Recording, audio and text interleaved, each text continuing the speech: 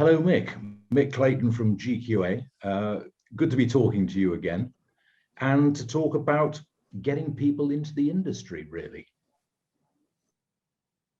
I mean, funnily enough, this word apprentice that is bandied around, we hear it all over the place, don't we? I mean, in every industry, from the government and everyone. But we're concentrating on fenestration. We want to get people into this industry. I mean, I started as an apprentice. It wasn't called that. I was an articled auctioneer. So I actually had to pay the principal to look after me and guide me and take me through the articles that I'd paid for. Is that the similar type of thing that we're talking about with apprentices? I think it depends on where you start with the term apprentice. I mean, what is an apprentice? It is a person who's training for a trade, for a career, working with mentors or more experienced people. So you could essentially say that that's what everyone does. I started at 16-year-old, straight out of school, went into a glass manufacturing plant, and I learned the hard way, sweeping floors, for probably the best part of 2 years, just doing all the stuff that the experienced guys didn't want. Now, I was never an apprentice, but I was working under their tutelage, picking up their skills, picking up their knowledge, and then progress from there. So is that an apprentice, or is an apprentice someone who goes on a formal learning path that is funded by government? But I mean, if you're joining any industry, generally speaking, at 16, 17, you go into a business, you start at the bottom and you work up. As you say, you're sweeping the floors or you're doing all that type of thing. And then you work your way up. And it isn't formally called an apprenticeship. An apprenticeship. No. So what's the difference? Why are we suddenly talking about apprentices as opposed to people just coming into the industry and working their way up in it? I think what we're seeing is, and it's probably the same across most sectors, not just the wider construction sector and fenestration. We know that there's a skills gap. We've got a massive shortage of installers. I think there will be some figures coming out from Building Our Skills soon that shows that the size of that gap is unbelievable. We need to look at how we bring people into this sector, and people will only go into jobs where they can see that, one, yes, there's a job that interests them, but they also want to see that there's some formal learning plans in place so that they can progress through the career. So if you're an employer and you're wanting to get people in at the low end, get them trained up because you want them to learn the business that you're doing and the method in which you're doing it, is that what an apprenticeship is all about?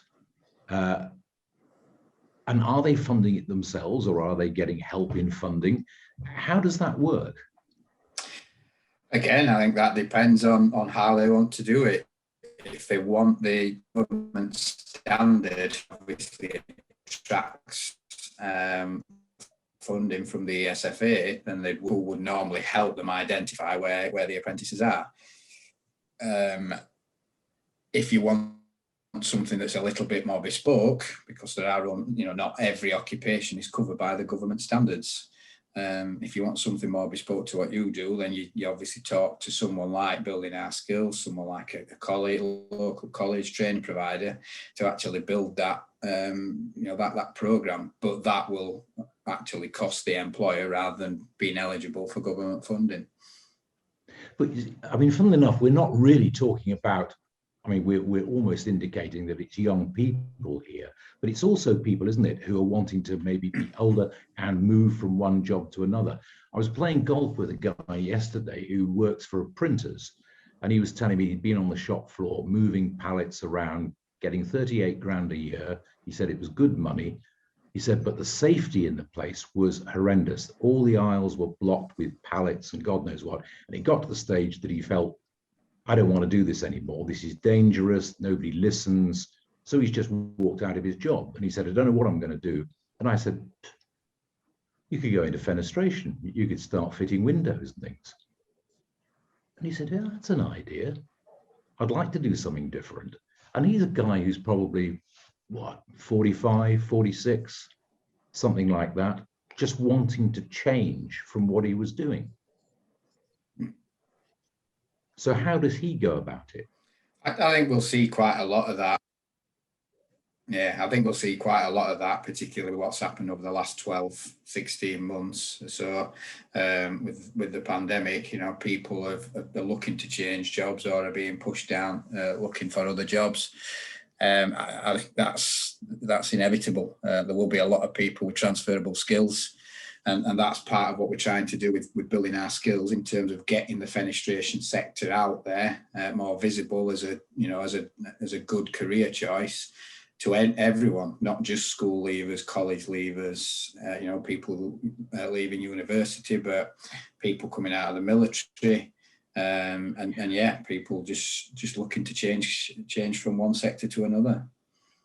The trouble is, we've always got this thing hanging over us, the old white gold type of thing, and unfortunately, fenestration, trying to get it through to people just what a good industry and what a varied industry it is, and the opportunities in it, must be the hardest part of it, really.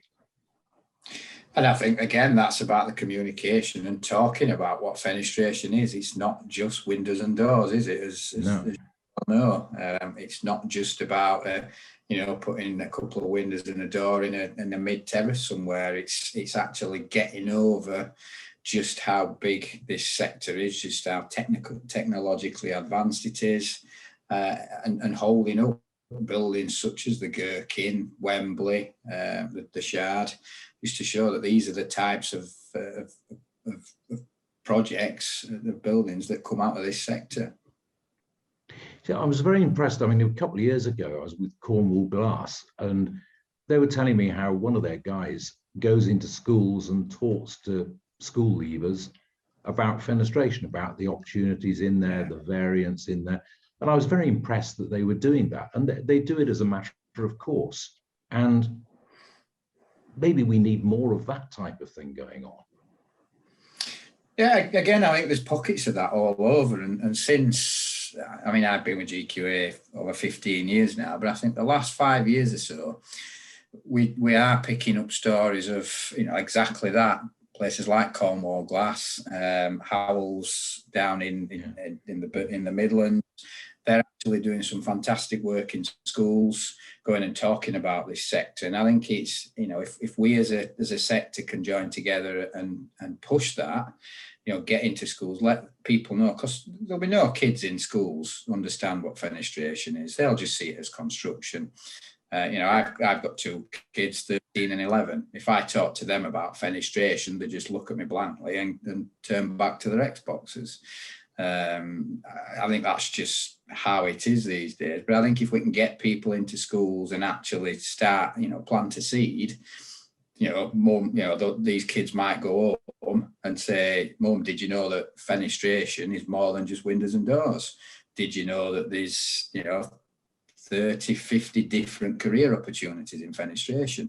Did you know I could be a surveyor? Did you know I could do this? And I think if we can plant that seed at this sort of age, 11, 12, 13, then, you never know, we might actually in 10 years or so time, have a sector that people want to work in. I mean, this is one of the few industries I can think of that you can actually get into, learn about, start your own business at quite low investment and suddenly be working for yourself. I mean, the opportunities are huge when you think about it. They are, and I think that's why it's so important that we get the right information out there, so that, if someone does start a business, invests in themselves, that, they're not just investing in everything they need to run that business and actually deliver, but they invest in themselves, in their own skills and knowledge, to make sure that they are doing it as they should be. But I mean, it's fine. We can get the message over in trade magazines and talking like this and so on, but we're talking within the trade. So that's fine. We may be sowing the seeds in the minds of employers, although I'm sure they've already got their own schemes in many cases in order to get people to join their companies. How do you get to the people outside, apart from talking in schools and so on? It's really being able to talk in a wider way, isn't it, in national newspapers and things like that to get the message over? Yeah, I think that's always going to be a difficulty purely because of the cost of that type of thing. But, if again, this is about the sector coming together. If we've all got the same message, then you've obviously got a bigger group of people saying the same thing. You're using the resources of the larger federations, the materials federations, the competent person schemes. If we're all out there giving the same sort of message, then we should be getting to the homeowners. Most homeowners know what a competent person scheme certificate is when they have the windows installed. Regardless of which scheme it is, if we can get the message through there, it's not just about having your windows fitted and getting that certificate. It's everything else that goes into that. Understanding where the frames come from, understanding where the skills come from, and it's not just that person can install, a house full of windows and doors, but they might have the skills to be going and working on a construction site, working on the big projects. Yeah, I mean, my big concern is still this thing of actually telling the general public, whether it be people wanting to change their jobs or school leavers or whatever. We're almost talking to the converted, aren't we, within the industry? Everybody knows that we need more people in this industry, but It's how do we get it out there? You need an awful lot of Howells and Cornwall glasses to get that message into school leavers, but how do you get the messages out to maybe people in their 40s who are wanting to change jobs or who have been made redundant or whatever? Yeah, and just standard advertising is not really going to do that for us, is it? We can put as much advertising in, I suppose, the wider construction press or different sectors. Come and work in fenestration, the odds are that will just get glossed over.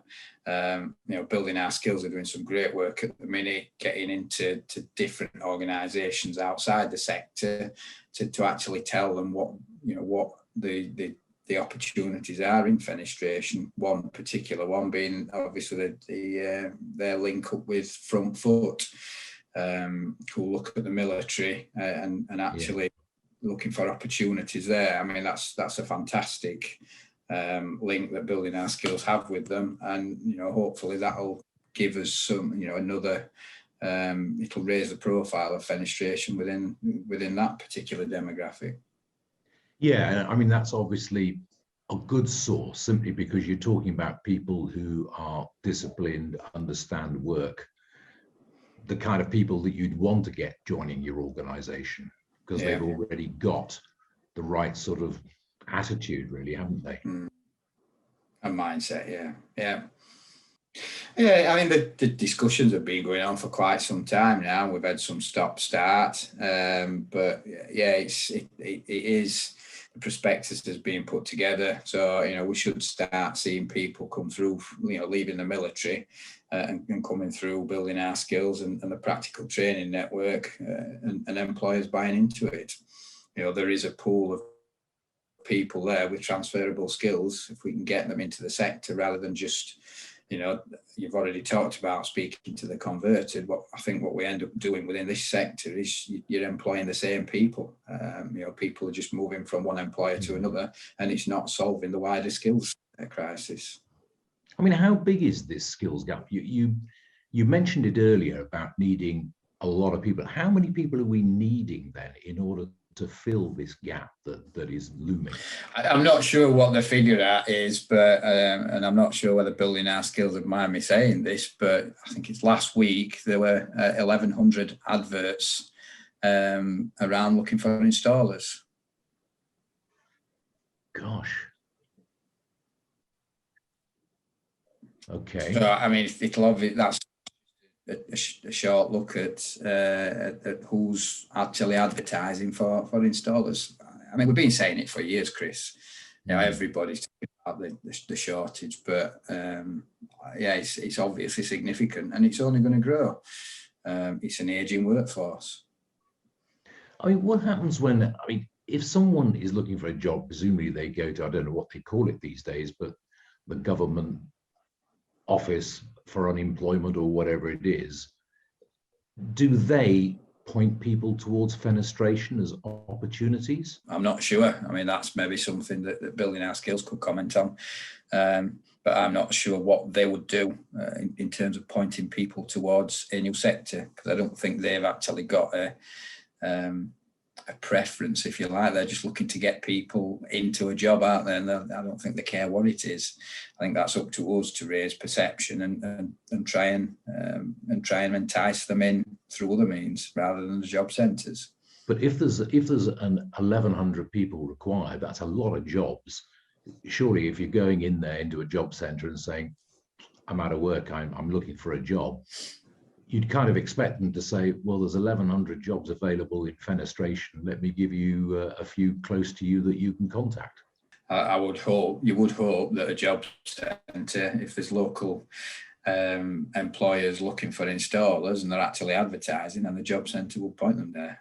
But it's whether those employers, I suppose, look at them, see that they haven't got the right skills and think that they can't, they're not going to invest in training them, so they don't pick them up. I think that's a consideration for the smaller employers. So if someone does join in and they're an apprentice, say, are they going to go through a large qualification period to get competence person certificates and so on? What is the program that they have to go through in order to end up with qualifications? At the minute, the government standard for apprentices, an employer would engage with an apprentice, they'd actually employ them, the salary is whatever the salary is indicated by the government, plus any top up. They would work with a centre to deliver training, but generally that can be done on the job. When that apprentice reaches a certain level, they would meet the gateway for final assessment, and then there will be a final assessment by an endpoint assessment organisation. So that is, in a very brief nutshell, the government apprenticeship. Some employers are actually bringing new entrants in, whether that be young people or people looking to change careers, more experienced. Some employers are actually putting them on their own training schemes and engaging with centres to do other types of qualifications in the workplace. We've also got the issue where there's different ways of determining competence within the sector. So we've got obviously NVQs, qualifications, and we've got the competent person schemes as well. So it's a bit of a mixed message. So there's probably no wonder that people come into the sector wondering what to do. Yeah, Building Our Skills is doing a hell of a job getting around, and it's working very hard, as you say, getting into the military and so on and so forth. But it must be a very difficult thing to do, to get this message over quickly. It's a slow burn, isn't it, really, all this, to get the message over about fenestration? Yeah, I think when we started on this journey, we must have spoken, Chris, quite a few years ago, just in general about, my thoughts and GQA's thoughts on this. And then we've obviously pushed that on with Building Our Skills. And we're more than 2 years into this journey now. They're now celebrating 50 partners. So that the message is getting out there, but it's getting out there within the sector. It's that $1 million question. How can we get that into regularly into schools and into different sectors? Yes, and unfortunately that usually means money, doesn't it, somewhere down the line in order to push it to that next stage. Yeah. And I suppose the only people that have got the power to do that is the nationals and the different organisations that do national advertising. but it's actually getting access to their resources. Yeah, I mean, you've got 50 partners now. Are those people mostly fabricators and systems companies? Are those the type of partners that you've got? It's a variety from all parts of the sector, Chris. So yeah, you've got fabricators in there, installers, the different federations. So yeah, it is a mixture. But you know, there's inquiries coming in all the time. People obviously see what Building Our Skills are trying to do, and it's a no-brainer, to be honest. You know, we need people. We need people in this sector, and Building Our Skills is doing its best to try and resolve that. Are there other initiatives going on apart from BOS? I mean, or are you kind of a lone voice in this? I wouldn't say we're a lone. I wouldn't say Building Our Skills is a lone voice. I think what Building Our Skills has done is brought together the three requirements, if you like: improving perception, looking at how we deliver practical training, and then proving competence through qualification. So that's built, pulled that together. But, and we'll refer to Cornwall Glass again. They're doing what they're doing in their area and they're successful with it. Howells, again, we've mentioned them. They're successful with what they're doing. And there will be little pockets of that all over. The different federations are always talking about competence, improving skills. So I think there is a lot of that. Everybody's got a slightly different way of doing it, but we're all talking about the same thing. And I think the whole point of Building Our Skills was to try and give it one voice, one loud voice rather than many ones that are possibly not being heard. I mean, are there any statistics around us to be able to tell us how many apprentices there are actually in this industry? There's not been a real, and again, it comes down to that definition of an apprentice. Apprentice should not be part of headcount. It should be someone that's there. If a company needs 5 installers, that company should have 5 installers plus an apprentice, because that apprentice is there to learn from the others. I think what we've over the last probably 10, 12, maybe even longer years is that existing employees are put onto government apprenticeships and they're not really apprentices. So yes, while I might be able to sit here and say, I'll look through all our data and say X amount of thousand have gone through apprenticeships, but are they truly apprentices or are they just existing workforce anyway? But so I guess the answer to that, Chris, is I've got no idea how many true apprentices there are. Yeah, because it'd be quite interesting, wouldn't it, to know is whether we are actually attracting people into this fenestration industry in that way, or are they just people coming in and getting a job, as you say, not being called an apprentice? They may well be, as you say, starting at the bottom, working up, learning the trade, and working up through their job. An apprentice by any other name, really. Yeah, we've got no idea how many of those there are. None at all. It's an interesting one, isn't it? I'm just wondering whether there's headway being made, I suppose. Like the ideal thing would be to have an apprenticeship or an apprentice program that the industry does buy into. The employers value the input of external bodies into that apprentice. We get back to the old days of where an apprentice they actually attended an external college or a provider to learn the knowledge side of things a week or whatever it is. And I think that's the pressure that we're finding now when an employer takes on what they call an apprentice, but they're not really an apprentice because they're actually part of headcount, and that that person is needed on the job 5, 6, 7 days a week. I can't help feeling that the low-hanging fruit in all this is probably people who have lost jobs during this pandemic, or people who are wanting to change jobs. probably more so than school leavers who are all wanting to play on iPads, and I'm not sure they actually want to do a job particularly. Yeah. And I think, again, that's going to come down to what opportunities we can make available to entice them into the sector. You know, we are looking at how we increase practical training facilities.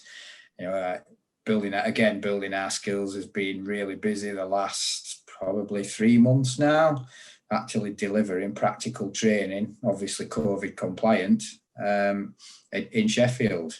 So we are getting people in. And it's been a mixture of people that have been in the sector some time and just want to brush up. And we've had new entrants in. We've had people like locksmiths come in, you know, who want to understand how to install windows and doors. So, you know, we've got that training facility in Sheffield, and we're looking at how we widen that so that we've got a UK-wide network. So that's something that's ongoing, is it? I mean, have you started getting other centres apart from Sheffield? Yeah, there's a centre in Milton Keynes that is one of our centres, and they're working closely with one of the competent person schemes. You know, we are looking at engaging with a provider down in the southwest to open one down there, and you know we're looking up in the northeast as well, particularly when, you know, with the discussions we're having with Front Foot and the military, you know, to look at how we can you know, provide some sort of practical training facilities that match the ones we've got in Sheffield up in the northeast as well. It's going to be a long ball game, because obviously the investment that's needed to do that. But you know, GQA and Building Our Skills are looking at ways at how we can help different organisations to build practical training facilities. But I mean, that could be very valuable, couldn't it? I mean, particularly in the case of something like Front Foot. Because if you're coming out of the military and you're thinking, what do I want to do? Okay, I'm prepared to look at this. If they could go into a training scheme like that, go through training, understand what it's about, presumably they come out with some sort of competence person certificate at the end of it, they then become quite a valuable commodity to put themselves out on the market and say, I'm looking for a job. Yeah, and I think the idea is to get employers engaged, so that it's not just, you know, someone coming in doing a training course, coming out of it with some, you know, the practical skills, the knowledge of how to do it, but they actually need to be in an employer to show that they can do it over a period of time. So it's looking for employers that will engage with organisations like Front Foot. Yes, we can deliver training. Building Our Skills can deliver training. You know, different providers. There's obviously a provider down in South Wales that delivers practical training. It's about getting the employers engaged as well to give these people a chance. Yeah, so it's chicken and egg, isn't it, really? So the employer really needs to take these people on and put them into training. Yeah. And that's, it's all right, us training 1,000. You know, if we train 1,000 people over the next year or so, but the employers are not willing to take a chance on them and give them that experience, then we're not going to resolve the skills power. Finally, is there a message you want to put out there that you would say, want to put out to the trade to encourage them to get involved with building our skills and the whole essence of getting people into the industry? I think there's a couple of messages, really. I mean, we talk to people within this sector, and there's a lot of good stories, and a lot of people are proud to work within this sector and have worked within it for whether it's 10, 15, 20, 25 years or whatever. And they always talk about how good it is and how it's provided them with a good standard of living. We need to do that externally. We need to tell people outside, and you know, that's the first pillar, if you like, of building our skills. We need to tell everybody else just what a good sector it is to be in. It is rewarding, and yeah, you can get a good standard of living out of this sector. But the other message is to employers, really. we know that everybody's struggling for people. They're all struggling, so they're all fighting against each other, if you like. They're all advertising. They're taking installers off each other. There's not a lot of people out there looking at new blood. You know, they need to engage with, whether it's with front foot, with building our skills, but they need to engage with organisations that are looking at how we get people out of this sector to come, you know, outside of this sector to come in, and look at how we actually train them and give them a career progression. Because no matter what anyone thinks within this sector, whether they're negative about training, whether they think it's just a cost, you're not going to get the right sorts of people without offering them a proper career plan. Mick, Clayton, good message. Thank you very much for your time. Good to speak to you again. Thank you, Chris. Always good to speak, Chris.